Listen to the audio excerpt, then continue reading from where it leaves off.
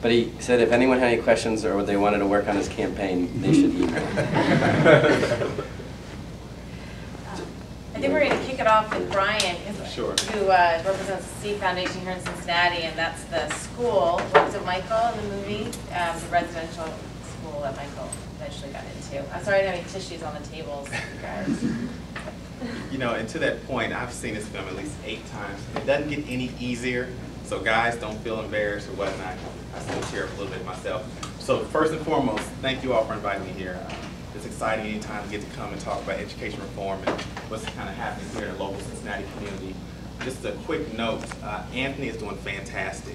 He's at our DCC school.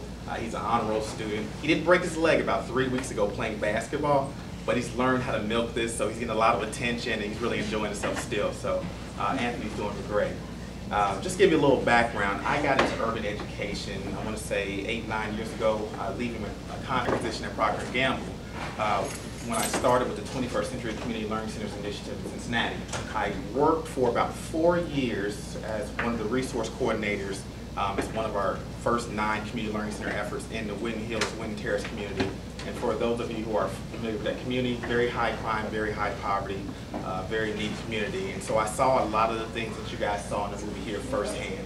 We have 450 students living in a very impoverished neighborhood who really don't have any hopes of getting out, right? Because their parents haven't had the college experience, they don't have the resources or the supports that they need to be successful. So a lot of them came to school each day, you know, hopeless and just with a lot of challenges. And so I took that, I guess, that experience and went on to United Way, where I work with families across Ohio and help them understand the importance of engaging in their children's lives early on in school. And then from there, I found the Seed Foundation, which allows me to kind of do what I was doing for the 400 students in Winton Hills at a much broader capacity, where we're putting supports around kids 24 hours a day, 5 days a week. Just a little bit about the model you saw. It is a boarding school, but it's a little different from what you may have expected.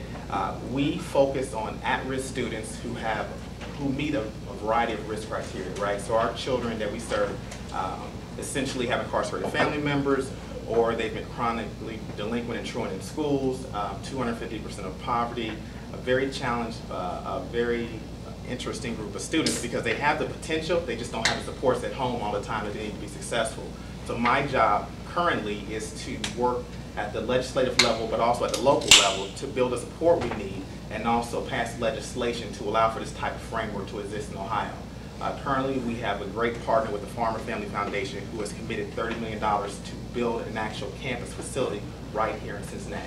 And if you look across the landscape in Ohio, you don't see many public-private partnerships like that, where you have a family or a group of individuals who are that committed to urban education and willing to put their resources on the line. So my job is to get the support at the state level to complement this as well.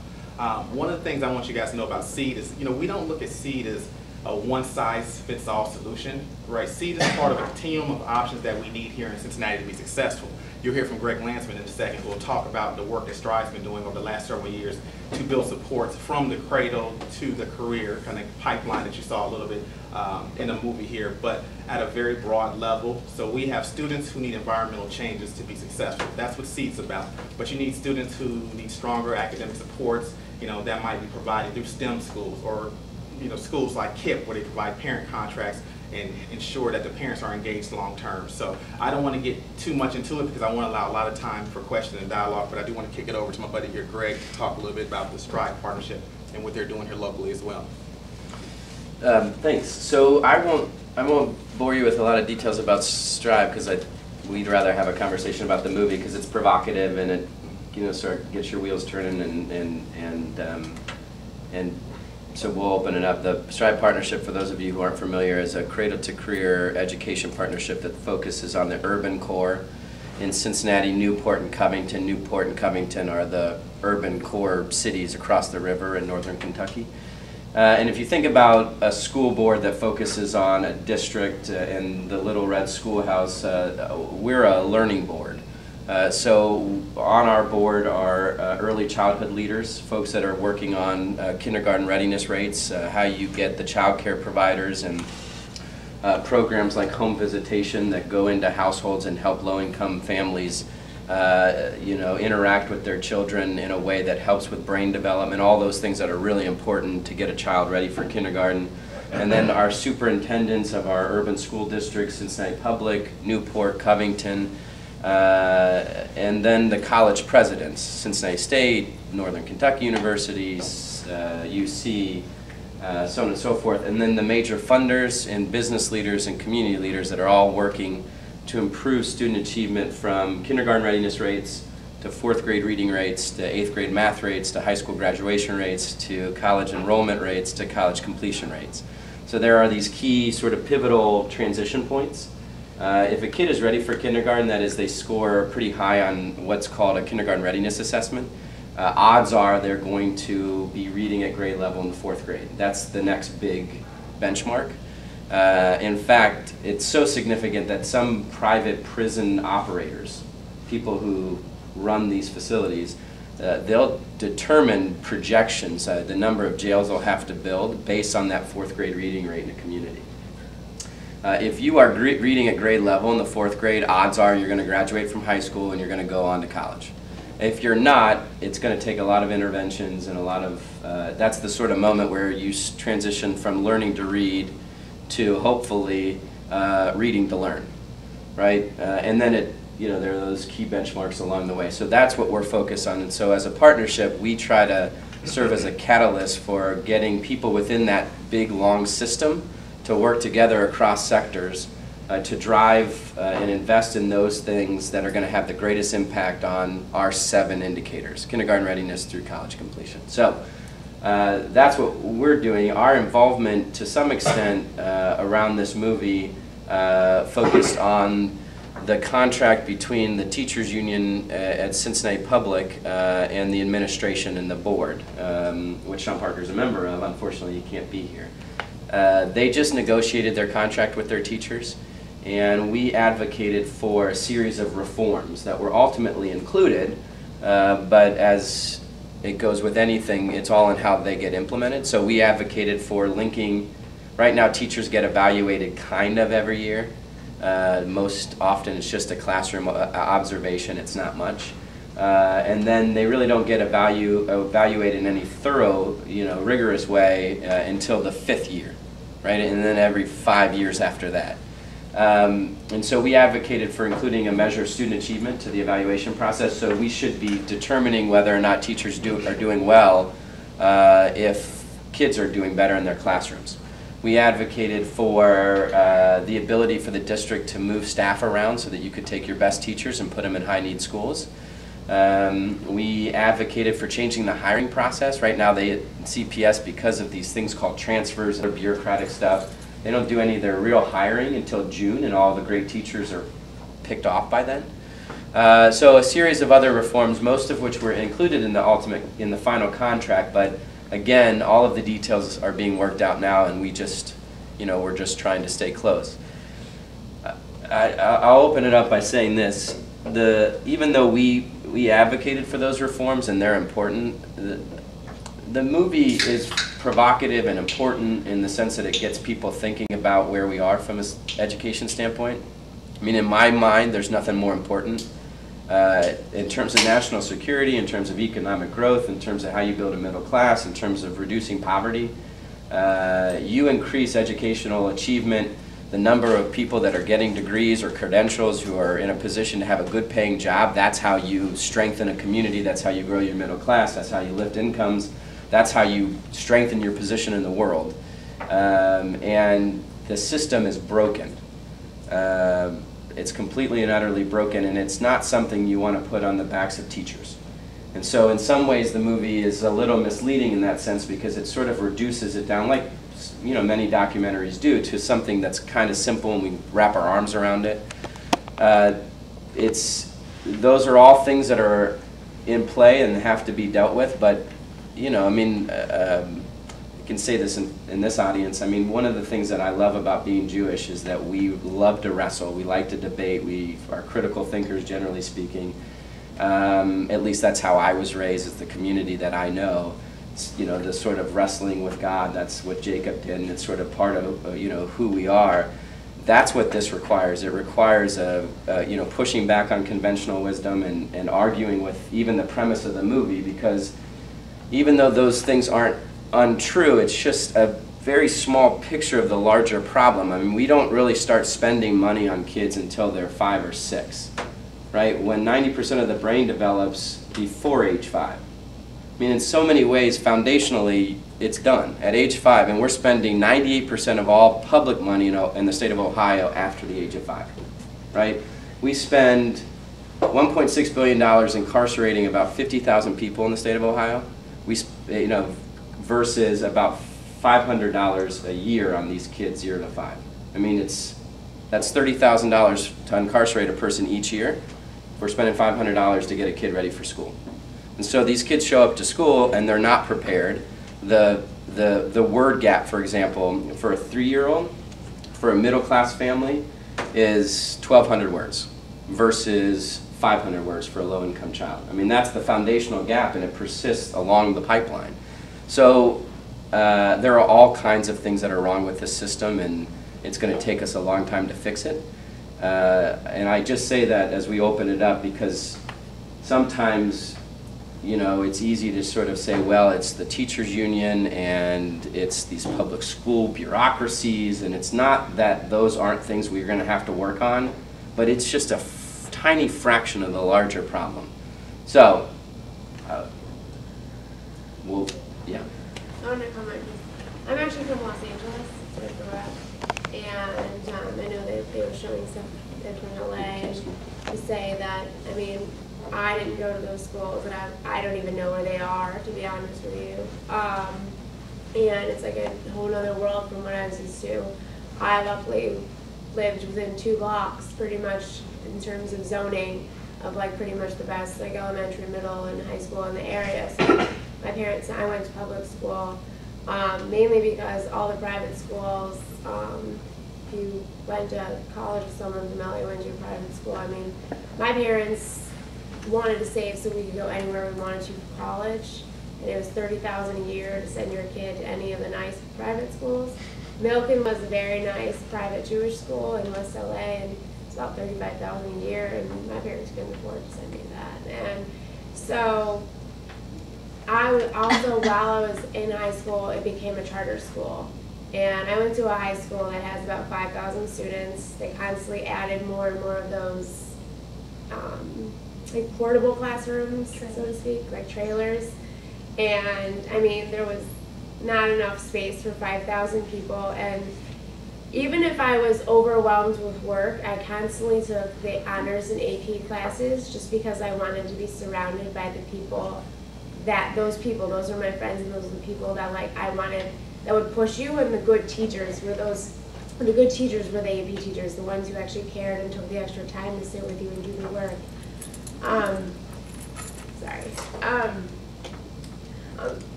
didn't even think this. When I was sorry, I was one of the people crying. So I just never forget, because I felt so terrible for her. Like, I went to the Los Angeles Unified is like horrific. If I don't even need to tell you that, you can just assume. But I went to this, like the top 2 or 3 best performing schools in the district, and it was only better like a magnet school, which my parents constantly put me in the raffle for, just like those kids, but I never got in. And I took, I had like 5 AP classes my senior year of high school, and I was like, okay, I don't want to have more than that, so I took a regular English class because there was no honors. And like, the disrespect and the level of those kids like horrified me. Like, I actually helped the teacher with discipline. So basically all my peers thought I was a bitch, because I would say to them, how could you say that to somebody? That's so rude. Or they would do obscene things when she would turn around. And needless to say, I was a brown noser and her favorite student. And I'm not saying that, it's true, because I was, and she used to she wrote my college recommendation letters, she did all of that. What do you do now? I work for a promotional marketing company.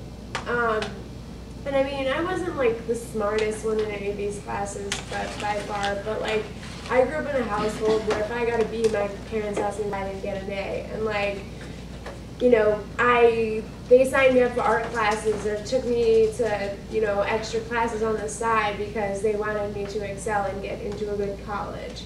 And these people that thought I was a bitch and, you know, thought I was just like horrible to them because I actually knew how to respect somebody, you know, they're still in college. Like, they took 4 years at a junior college. There's nothing wrong with that.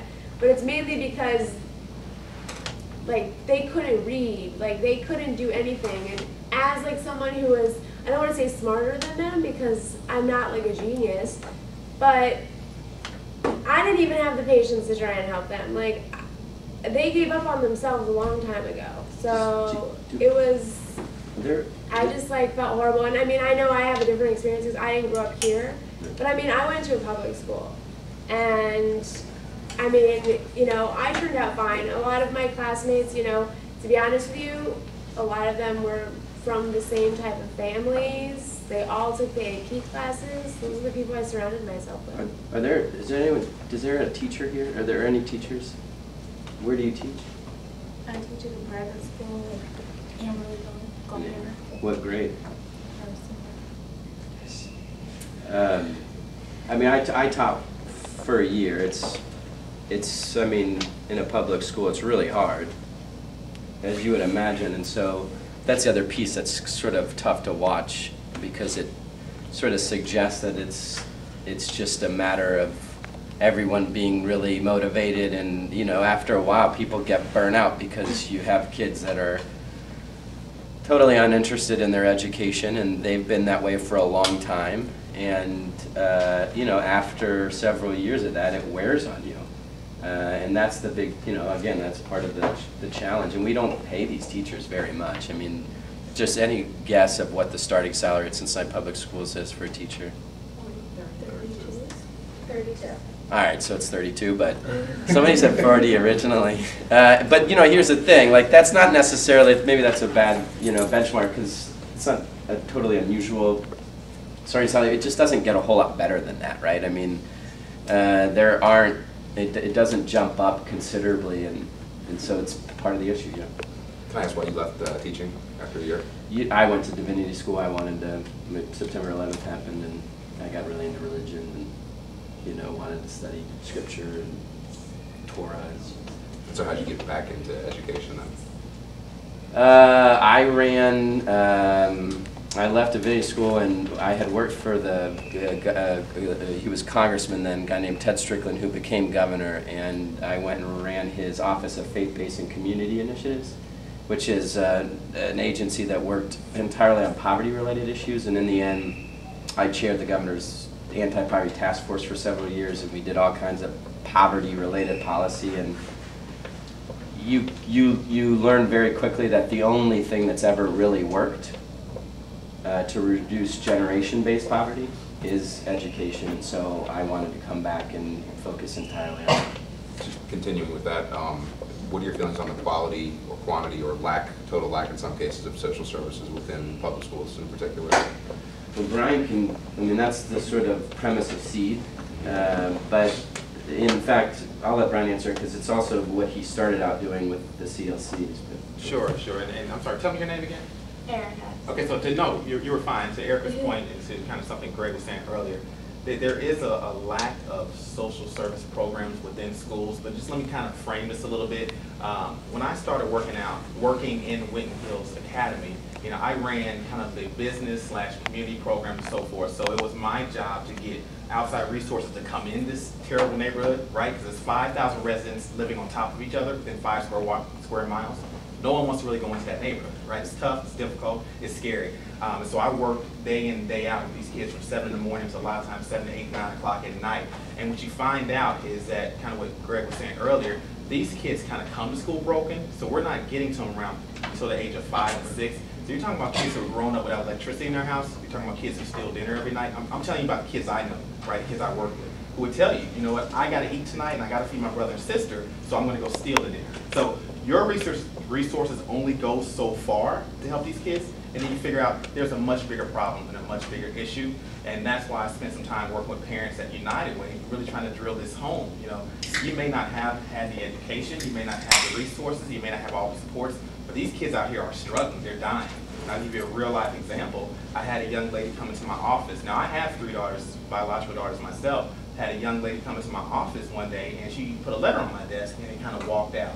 And I read the letter and it was a suicide note. She says, I'm going to kill myself because there is no reason for me to continue living the way I live.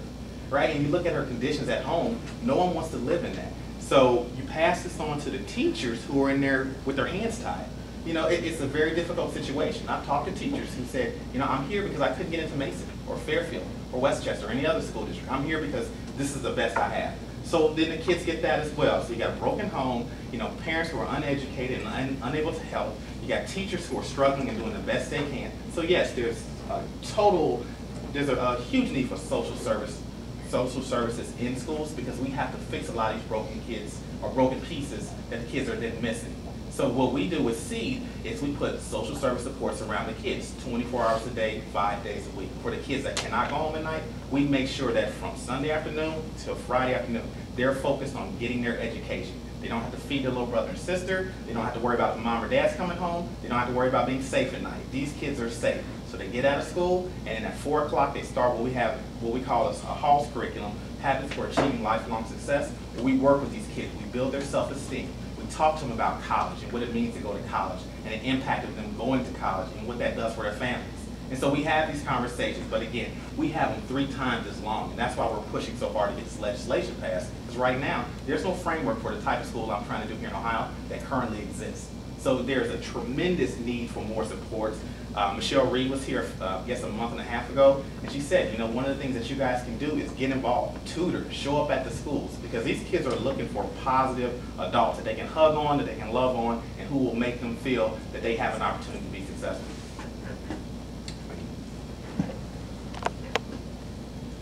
I was going to say, I definitely agree with you. I'm a real estate agent now, but I have my master's degree in social work, and I worked in Atlanta, and I managed group homes and dealt with kids that were like from 10 to seniors in high school. And so I had basically 12 foster kids. And I used to go to the school, and my kids would be outside, just in the parking lot, and their school resource officer would just be like, I don't know, you know, I don't know what to do. To the point where, you know, I would go in, try to meet with the teachers, just, yeah, it's so difficult once you get to that junior high age group, because, I mean, for me, I mean, I gave them a safe place. I was, you know, their therapist, I was their parent, I was everything. I took them all the doctor's appointments. But, I mean, there's only so much you can do at that point. I think it's like the early intervention is the most important part, and the ongoing social service.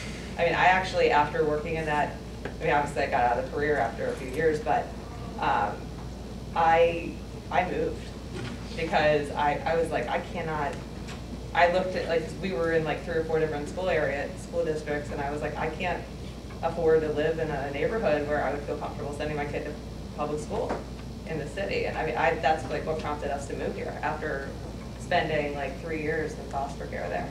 It was, I mean. How many of you live in the city of Cincinnati? Will you stay? Wait till they have a family and have to make that decision. I'll move back. Well, there's a voucher program now, so really where you live doesn't determine where you send your, doesn't have to send your, determine where you send your children to. Although they're changing it now to 10 days. I was gonna say, Yeah. I mean, I know that Boston grew up in an area of Cincinnati called Wyoming, and they have a really high city tax. You live in Wyoming, so that their education, they can pay their teachers higher, and they have really high education standards in Wyoming. So people move to Wyoming so they can send their kids to Wyoming school districts, because you cannot go to Wyoming schools unless you live in Wyoming. You can promotion for most of them. So, yeah. I just had a question about discipline-wise. So, like, what would be a discipline tactic for, like, a kid that acts out or? So this is really hard, right? Well, I only ask because, I mean, Cincinnati Public has a lot of kids from that go to Hope Academy and like all the public schools in Cincinnati. So that's why those are like their last resort. So that's their second chance course. So I mean, there are two things that start at the beginning. One of them is sort of how discipline works, and the other one is literacy, right? So, you know, typically speaking, you know, homes with one or more professional, you know, you have two professional parents, there's a lot of talking to the child and a lot of reading, and so that child, like I said, at age 3 knows twice as many words as a low-income child. The other issue is just the way parents when you're living in poverty, there's a lot of stress and a lot of chaos, and they've tracked this now. So I think it's something like, for a low-income child, by the age of 3, they have been encouraged something like 50,000 times. They have been discouraged something like 200,000 times, versus a middle-class kid at that same age has been encouraged 150,000 times and discouraged 80,000 times, a complete inverse. And so you see that play out as they get older and older. One is that it stunts brain development. If you yell at a kid, you know, 1-year-old or 2-year-old, if you do it too much, the brain it just slows down, right? And that habit not only will get in the way of that child learning, it starts to affect the way that child will behave the rest of his or her life. And so, in some way, I say it because, you know, when you're dealing with a 15-year-old kid and these behavioral issues, I don't know if we have any of the answers, because you somehow have to reach that kid and convince that kid that there's hope and there's a reason to believe and to engage in his or her education, and that is so hard and so time intensive. What's not as difficult, less time intensive and a lot less expensive, is getting into those homes and, you know, at the earliest of ages, and helping a parent who absolutely wants to do right by their kid. I mean, there are very few adults who, and you see them in the news, right? I mean, and they're just the most despicable stories. They are a teeny tiny minority of parents that are low income. The vast majority of low income parents want to do right by their child, but they need help understanding how that interaction is supposed to be done, and how that brain development works, and what kind of, you know, discipline makes the most sense. And so it's a long-winded explanation that, you know, in the end, that too starts at the very beginning. And we spent almost nothing, 0 to 3, and just a little bit more, 3 to 5. And to your point, really quick, and I'm going to get to this gentleman here with the blue shirt who's been waiting patiently.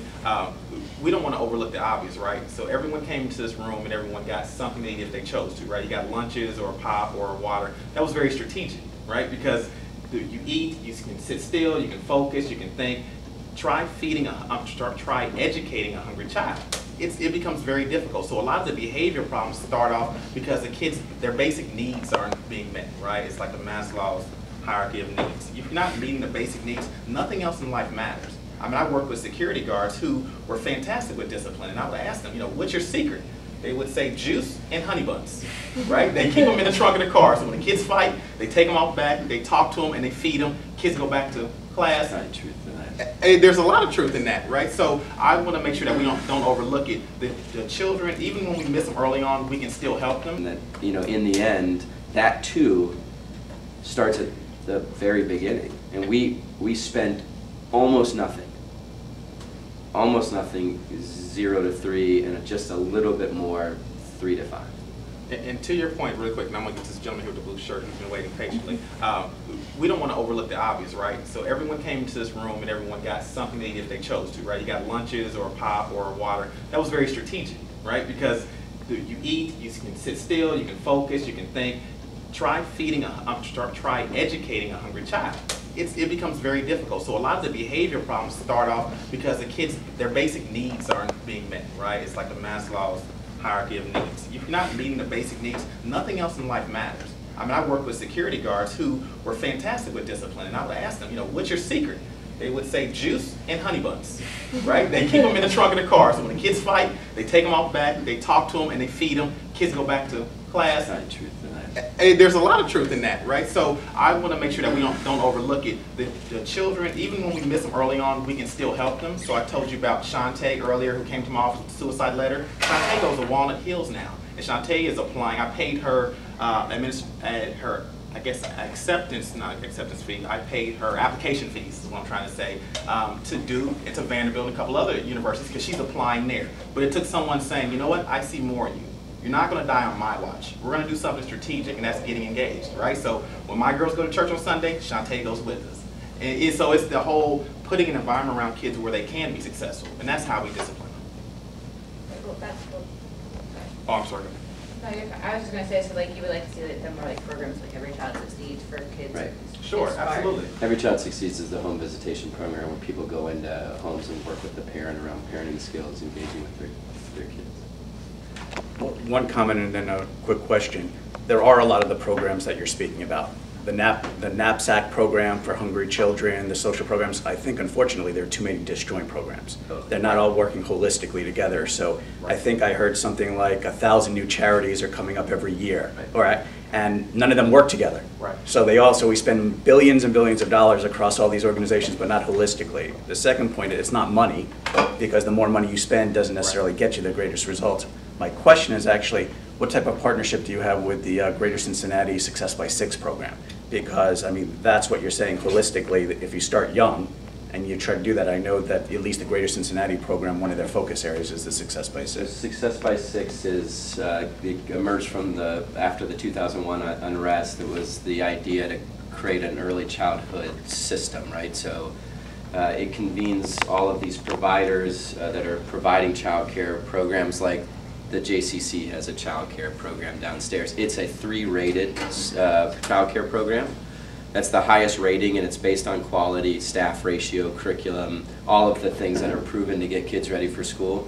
Not all of the early child care providers are 3-star rated, and so what Success by 6 does is a lot of technical assistance and coaching, helping to bring these folks together to get them all to the highest level of quality, and it invests and does work with Every Child Succeeds in the home visitation program. They're part of our partnership, and so we're focused entirely, not entirely, but we're focused on that work of Success by 6. WCPO just did a 5-minute segment tonight on Success by 6. It's worth going to their website, wcpo.com, and seeing the story about what Success by 6 is doing. But I just contest one thing you said, that for the most part, everything after age 5, you're right, we're spending billions of dollars. It's just not spending it in a holistic way, and that's what SEED tries to do, which is to take all of the human health and human service funding and the education funding and sort of try to get it in one place to do everything you need to do around a single kid. But the 0 to 5, it is a money issue. I mean, it's woefully inadequate, the amount of money we're spending 0 to 5, and that's the game changer, right? If a kid shows up unprepared for school, we're going to spend billions of dollars trying to fix it. Sorry, I don't think that. I know you said not to simplify it to this, but I'm just curious what you think of the unions and contracts, and also I'm curious what suburban teachers in nicer districts think of the unions. Well, they have unions too. I am a union guy. I'm a collective bargaining guy. I think the collective bargaining is terribly important. I think districts are strange animals, and they've got these school boards and they're politicians, and if the teachers didn't have an opportunity to sort of organize and to bargain collectively, we would see even worse wages for teachers, and no one would want to enter the profession. They, I think, needed this wake-up call. Because they've been resistant to changing, and other things that's gotten their attention. Now they're more willing to sort of make some of these more pragmatic things. Seniority, the amount of time you've been in a district should not drive all staffing decisions. They get that now, but they want to say, look, let's change it so that if there's a great new teacher, we should be able to keep them, but don't change things so dramatically that we're getting rid of 30-year vets who are phenomenal teachers. So they are coming around, and for good reasons, but you know, it suggests that if you got rid of unions, we wouldn't have any of these problems, and it's a farce. You know, those suburban school districts, they have teachers' unions. We have great public schools in CPS. I mean, Walnut Hills is a phenomenal school. Taft is turning around. They all are dealing with the same collective bargaining agreement. They have teachers' unions. I mean, it's in the end, even though it's really hard, if you're starting, you know, behind the 8 ball, they'll figure out how to succeed, which is what any great organization with a great leader does. We just don't invest in great leaders when it comes to schools. We just, the teacher preparation process is broken. The principal, you can get a principal's certificate, you know, by going to a couple night classes. I mean, it's just, and you don't get paid much, and that's your larger problem. It's not the unions. In the end, I think they've become a scapegoat, even though they really do need to sort of move a little, and they're starting to do that. Does that help? I wonder what your thoughts are on paying teachers based on grades, like incentive pay, which I think they've been talking about in certain cities, and then also paying them like bonuses based on other performance measures outside of grades. The research suggests that performance pay doesn't improve student achievement. What it does do is it retains, it is effective in retaining good teachers. So you wouldn't do it because you thought it would drive student achievement, because the research says it doesn't drive student achievement, but young, aspiring, top talented teachers will stay. They're more likely to stay in the profession if there's incentive pay. And quite frankly, a lot of teachers want incentive pay. It's just, part of the problem is we don't have the data systems yet to really do it right, because you would have to have, you'd have to have some credibility with the data that you're actually improving student achievement, and there are these value-added test scores and other things, but it's complicated and the systems just aren't there yet. So that's why I think you have some nervousness around it, because it's not so easy to determine if that teacher really did improve their achievement, or if it was any number of other factors. But it is, we're supportive of incentive pay. It's just got to be done thoughtfully, and we like it because it retains good teachers. Otherwise, they'll just leave the profession. Is retention not a good enough reason? I think it's good enough reason. It's just that sometimes people say it'll improve student achievement, and the research says it doesn't. It does improve retention rates. Along those lines, I don't think the movie really touches on this. I'm curious if you know the answer. That the public school teachers who are in the unions, you know, are performing at a certain level. But what about the teachers that are in the charter schools? Are they in unions? How are they being evaluated? How are they paid? And is there any information on that? All right, so I'll speak to C and kind of what we have, the model that we use. In both our schools, we have 2 schools. Our school in DC has been around for 13 years, and we have a school that recently started up in Baltimore several years back. And in both of the schools, teachers have the right to organize if they choose to. They have not chosen to. We pay competitive wages. We give our teachers the autonomy and the flexibility to operate in the way that they see fit so that they can be successful. So in that sense, we create an environment of excellence. Now, I will also say we have much smaller classrooms because we're dealing with higher need kids, right? So in some situations, I can see where less autonomy may not be necessary, but we need to allow our teachers the flexibility to do whatever it takes to make sure that our children can achieve and learn. Generally speaking, in charters, about a fifth of the charters perform better. I mean, I think they touched on that in the movie. The vast majority of them do about the same, and there's a whole chunk of them that do dramatically. But I mean, what about the teachers? How are the teachers evaluated on their success? It's school by school, Yeah, school so by there's no law governing, certainly not in the state of Ohio, that the teachers have to be evaluated in a certain way in a charter school. And I know, like, Right. with other state employment in Ohio, even if you're not in the union, they still require you to pay union dues. Are charter teachers required to pay union dues as well? If they don't choose to organize, then no. But for instance, we have a very innovative agreement with Cincinnati Public Schools where we understand You know, SEED is not trying to come in and take over. We're not claiming to be the one-size-fits-all. You know, we're part of a broader solution. And so with our memorandum of understanding we have with CPS, we're going to allow teachers who come from CPS and want to work in SEED, because it's a very challenging, very tough environment, right? You see the kids we're working with. And we will allow them to come to CPS and work in SEED, and we have an agreement where if it doesn't work out, then the teacher can go back to CPS and they can keep tenure, right? Because that's one of the biggest challenges. The teachers wouldn't want to leave a current environment where they have a very safe, secure job and go over to a very innovative one that may challenge them beyond what they can handle, and then just kind of be out there. And so we understand that concern, and so we have that agreement. And on the flip side of that, we also have the ability to create our own work rules, because again, we're talking about a 24-hour environment, 5 days a week. It's totally different from what you may be used to in your typical day school. How do you compare that to the parochial schools? It seems like there's a significant amount of animosity, because parochial schools, number one, their results in most cases are pretty good. Number two, their teachers are getting significantly less pay, but yet they're getting a pretty good return. So I have a lot of friends that teach in the parochial schools, and the only thing that they're talking about is stop whining about the pay. We get paid about 50–60% of what you get paid, and we're in similar, not exact, but similar environments, especially when you compare it to the suburban, not necessarily inner school, but the suburban. So in that regard, we're saying that we don't pay them well enough, but yet there are perfect examples of teachers getting paid significantly less, delivering, whether or not it's significantly better, but at least at par. Yeah, I mean,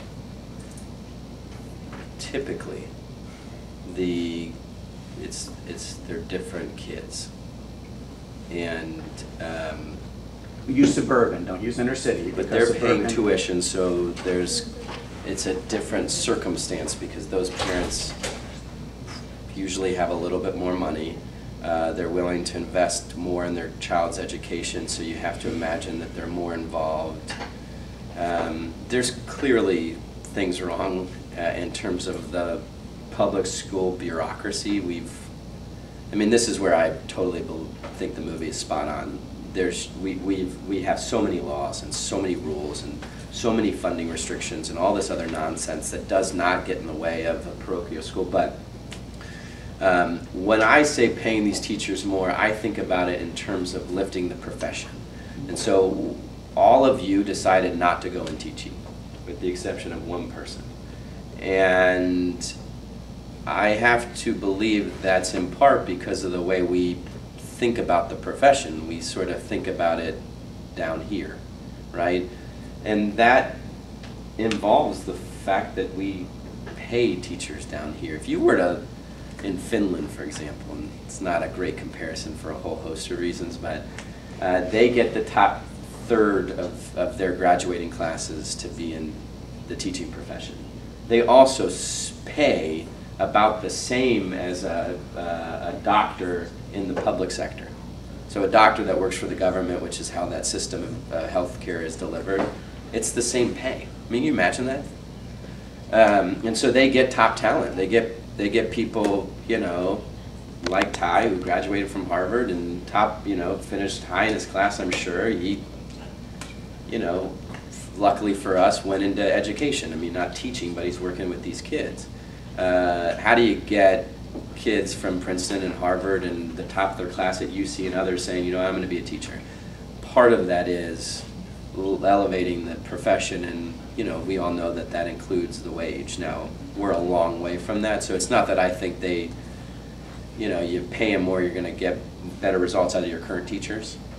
It's just that I think it's part of how you lift the profession.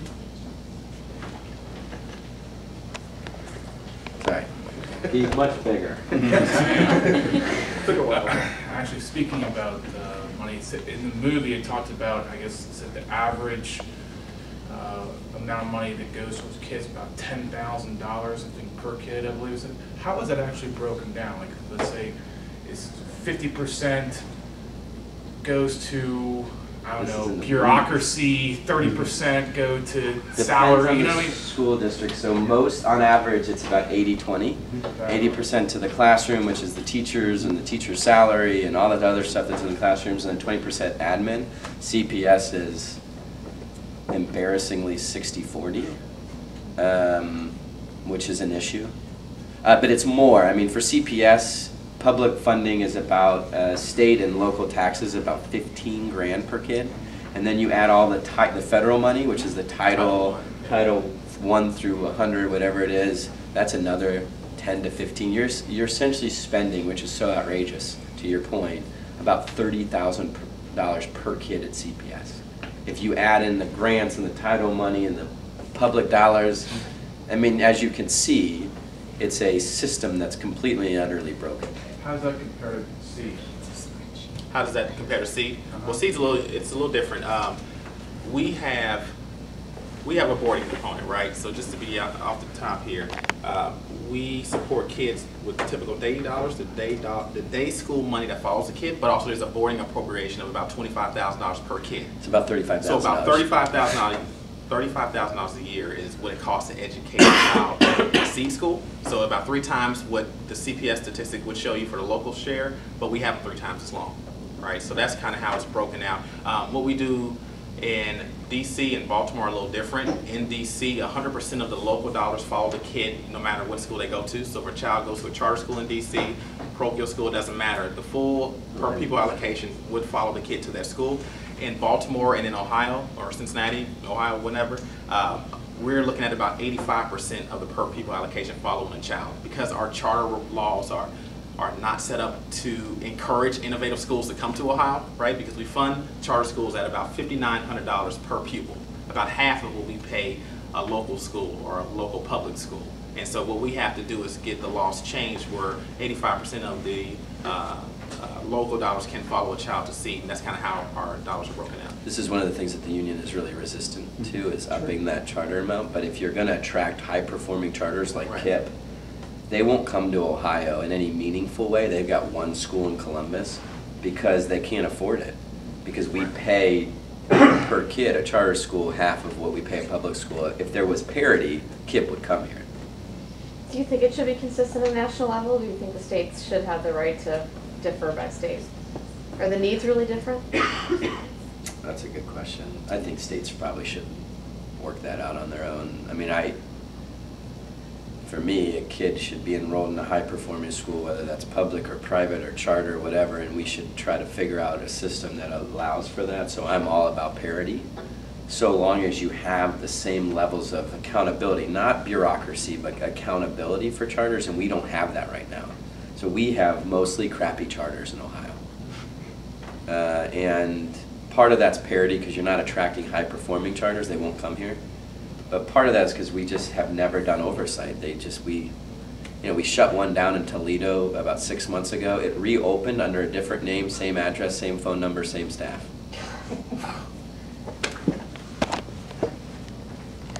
I don't know.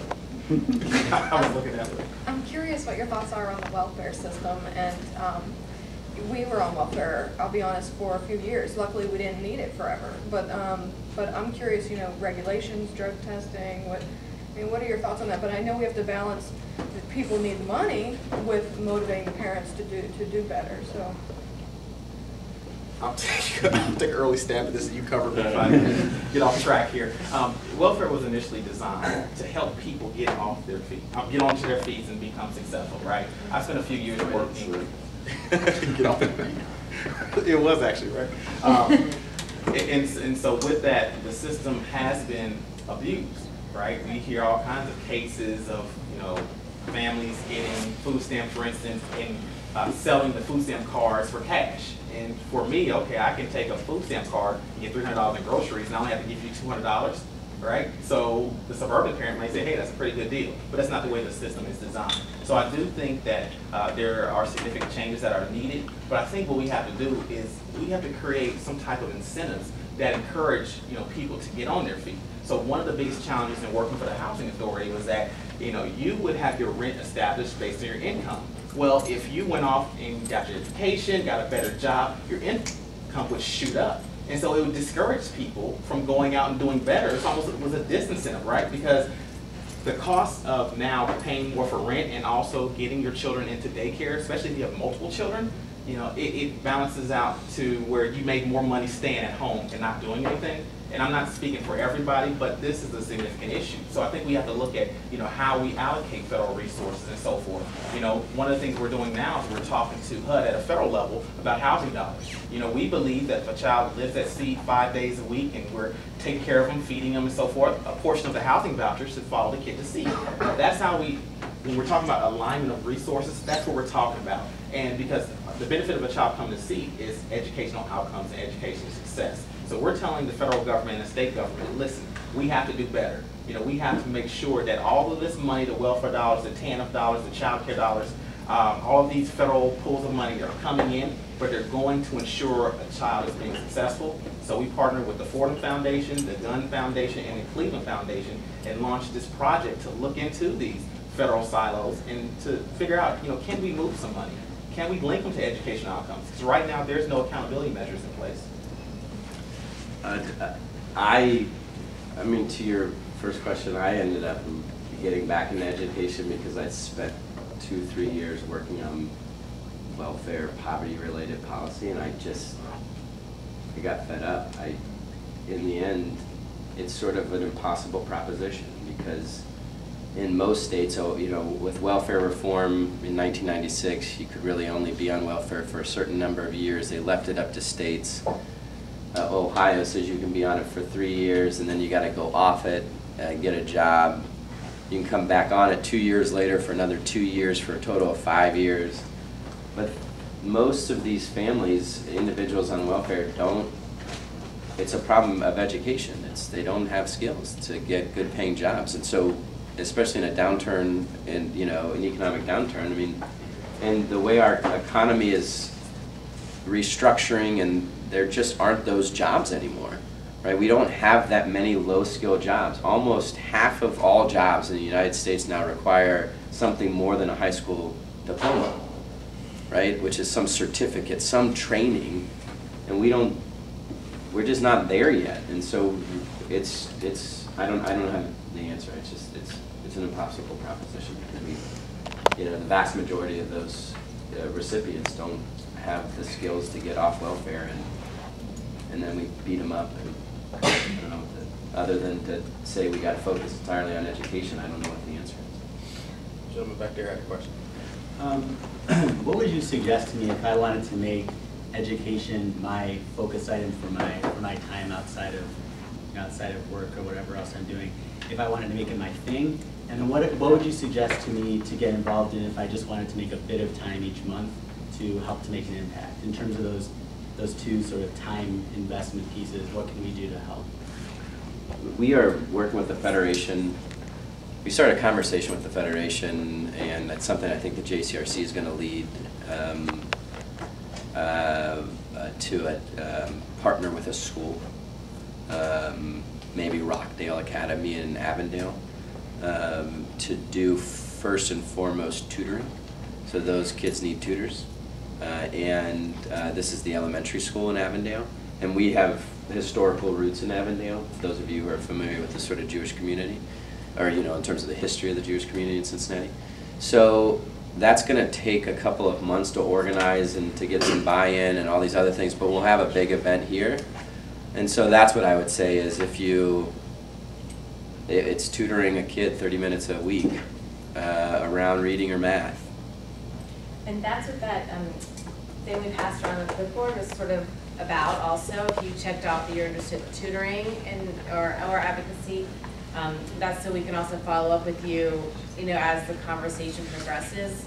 Yes, just to make that, to get in touch with you and see if that's something that you'd want to be involved in. That and call the governor and tell him that he's got to spend a lot more money on early childhood. Just keep calling every day. And seed. Right? So if I couldn't make 30 minutes a week, then your suggestion would be, if I couldn't make 30 minutes a week, then your suggestion would be call the governor, or are there other like smaller time investment items that you could suggest? Yeah, I mean, the advocacy work, and we can get you plugged into that, so that it's it's the legislature. I mean, it's that's the piece that is really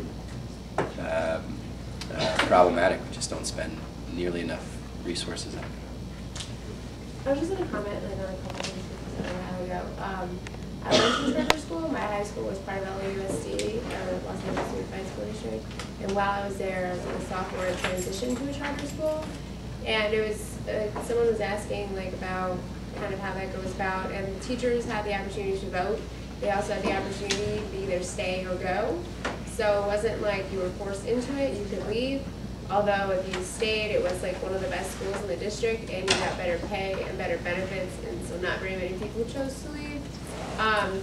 Also, like, they kind of implemented sort of their own rules in the sense that there were no more kids that were bussed in. It was only locals and people who entered a lottery and stuff like that. So they were given a certain amount of money, and however much they allocated to that is what it was. And our principal, he became the director, quote unquote. Like, he wasn't a principal, he was like leading a school.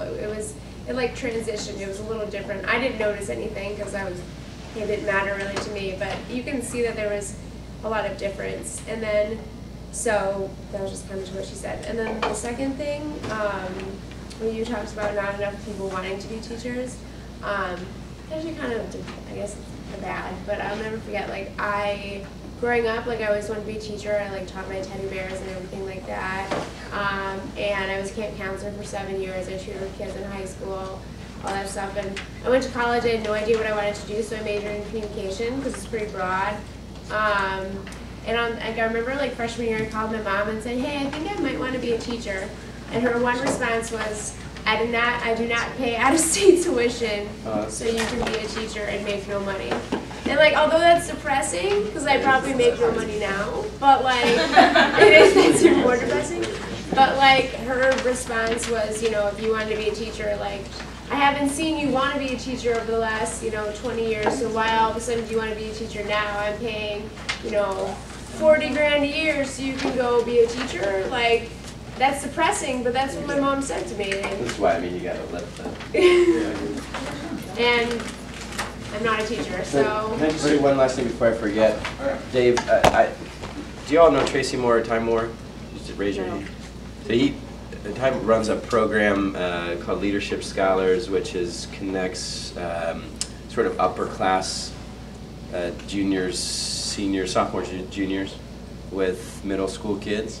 And there's a community coach component, right? Mm-hmm. And they're expanding, so you could do that, but that's more of a commitment. That's like a weekly commitment. Yeah, well, we have mentoring as well. So part of the SIF, thanks Craig and the other funding partners, I don't know if there are any others here. Also what we're doing is we're matching up professional leaders throughout the city one-on-one with these high school students, 9th and 10th grade students who have been in the program for 2 years, have had more than 400 hours of leadership training with us, and who are in the program because they are leaders, they want to lead, their teachers, principals, everybody around them identify them as leaders. And essentially what the leaders, the professional leaders throughout the community do is they work with them on creating SMART goals, making sure they have plans to achieve those goals, and then just essentially helping them continue to develop their leadership skills. It's actually a very minimal time commitment. Essentially the mentors have to communicate with the mentees once a week. So that's, it's as simple as giving them a call on the way home from work. I know everybody has a phone. A lot of people talk and drive, and then meeting up with them once a month. And that could be pretty much in the course of your normal routines, taking them to a meeting, taking them to your workplace or whatever else. It doesn't have to be anything out of the ordinary. We do have a curriculum, but you're also able to plan activities on your own. So if anybody's interested, certainly let me know afterwards and we can get you hooked up. Unfortunately, we're going to have to wrap this up here, so we'll take time for 2 more questions. Sure.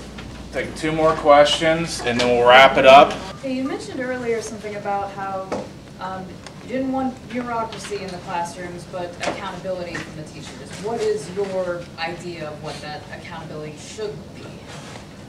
That's an awesome question. It's a really hard question. I think it's about results. So you start to fund results. That's what you care about. You essentially say, we're going to give you a chunk of money, and we're not going to have any restrictions on it. We're not going to say it's got to be this line items for this thing and that line items for that thing and all that other stuff. You have money.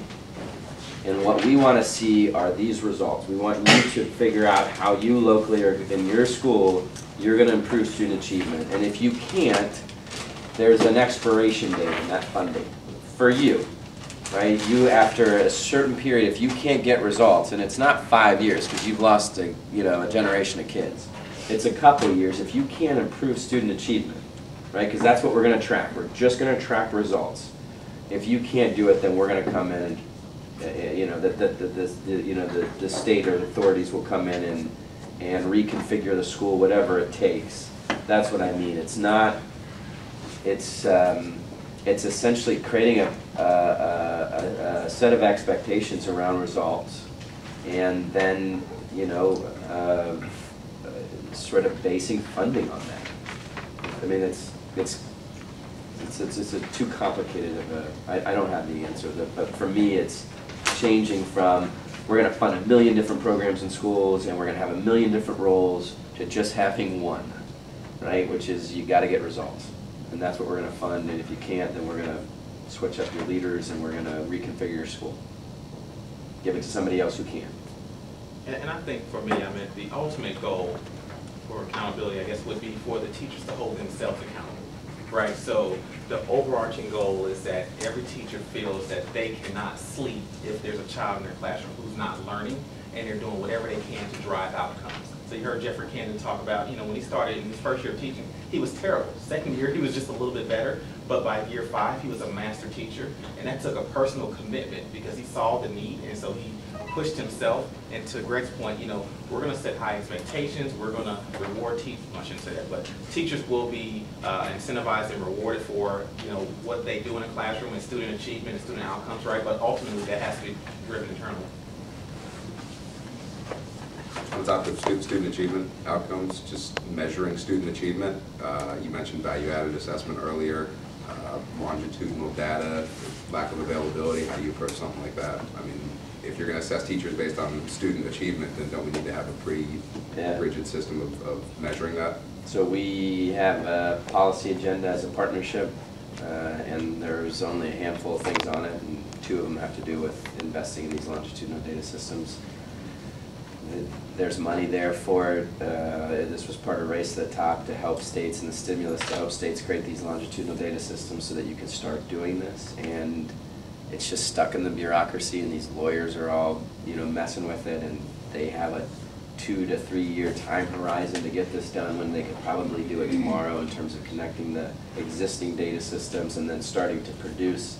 Right now, a district has to pay for value-added scores. They have to pay Patel, this organization that has figured out how to regress the numbers so that you can see whether or not, because it's not just test scores, it's whether or not you saw growth beyond what the trend said that kid would do. It's a complicated algorithm.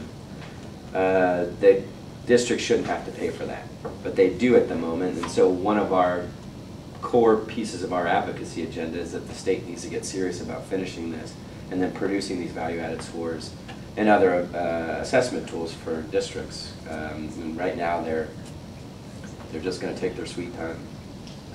Allison, you've been patiently waiting, so you take the last question of the evening. Okay, I was just going to ask, I have a lot of friends that are teachers, and obviously I've been in a kind of what people can deem as like a thankless profession because it seems like all the odds are against you. So, it just seems like that when the morale is high at a school, that's where you seem to see the most success. So how do you create that, positive atmosphere? I guess it comes from the top, but in terms of I have a friend that works in inner city Chicago. She's an amazing teacher. Her parents were teachers, but you know what? Every year she gets laid off, and it's so hard for especially in this economy.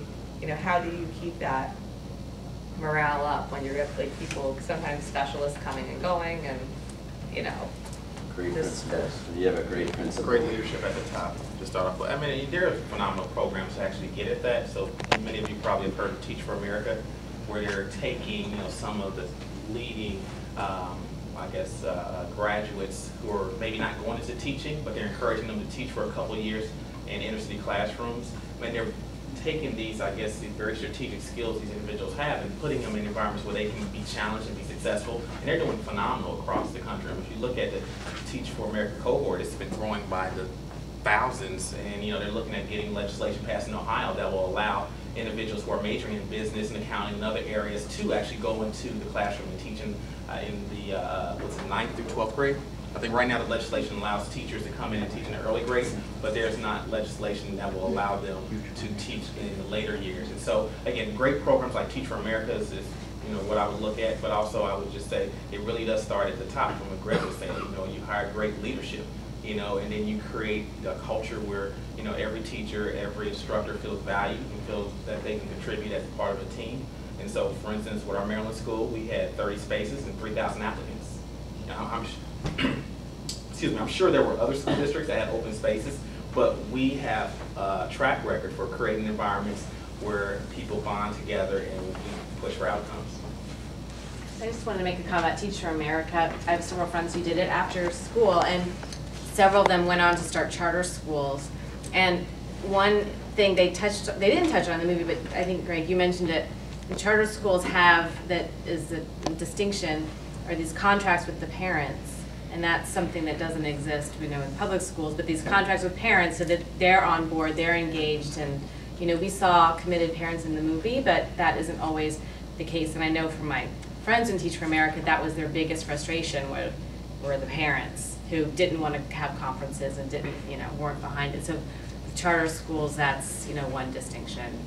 Although there's nothing stopping a public school principal from doing the same thing, and a lot of them do, and it does make, I mean, this is why it all comes down to school leadership. If you have a great principal who says, I'm going to make it my job to engage every single one of my kids' parents, you know, and I'm going to respect and support my teachers and lift them up, and I'm going to create a culture where everyone's thinking about college and there's high expectations, and everyone from the janitor to the 5th grade teacher is talking about going to college, you know, to their kid. You're going to see dramatic improvements. We just don't have that many great principals. All right, well, thank you very much. Oh, you go back to the answer. I don't